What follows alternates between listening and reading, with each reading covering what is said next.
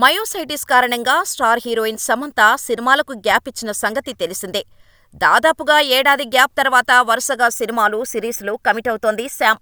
ఎక్కువగా lady oriented సినిమాకే ఓటేస్తోంది అమ్మడు. త్వరలో ఈ బోల్డ్ బ్యూటీ సిటాడెల్ వెబ్ సిరీస్తో ప్రేక్షకుల ముందుకు రాబోతోంది.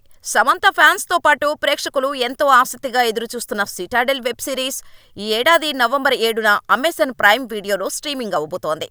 ఇదిలా ఉంటే సమంత నెట్ఫ్లిక్స్ కోసం రక్త్ బ్రహ్మాండ్ అనే వెబ్ సిరీస్ ఒకటి కమిట్ అయింది.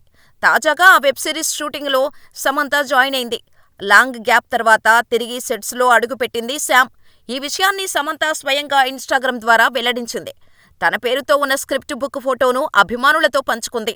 కలలు కనడం ఎప్పుడూ ఆపొద్దు అంటూ ఫోటోకి క్యాప్షన్ ఇచ్చింది. చాలా రోజుల తర్వాత సెట్స్లో అడుగుపెట్టడం ఆనందంగా ఉందంటూ చెప్పింది. రక్త బ్రహ్మాండ్ అంటూ సిరీస్ టైటిల్ను ట్యాగ్ చేసింది. ఈ వెబ్ సిరీస్కు తుంబద్ రాహి అనిల్ బార్వే దర్శకత్వం వహిస్తున్నారు. ఫ్యామిలీ మ్యాన్ దర్శకద్వయం రాజ్ డీకే ఈ సిరీస్కు క్రియేటర్స్గా, ప్రొడ్యూసర్లుగా వ్యవహరిస్తున్నారు. అవుట్ అండ్ అవుట్ హారర్ కథాంశంతో రక్త్ బ్రహ్మాండ్ వెబ్ సిరీస్ రూపొందుతున్నట్లు తెలిసింది.